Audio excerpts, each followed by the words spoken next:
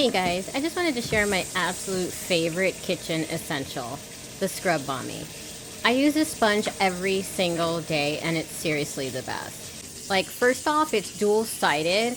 One side has this like flex texture foam that changes with water temperature, so if your water is warm, the foam is soft, and if the water is cool, then the foam is firm. It's like the perfect balance of scrubber power depending on what you're cleaning.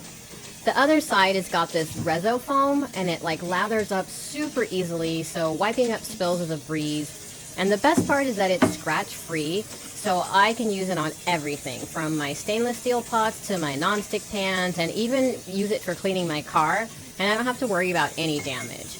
The best part about it for me is it's odor resistant. I've had mine for weeks and it still smells fresh. You could even pop it in the dishwasher to clean it, which is like a huge game changer in my book. And it's also super versatile. I've used it for dishes, cleaning sneakers, even wiping down the bathtub.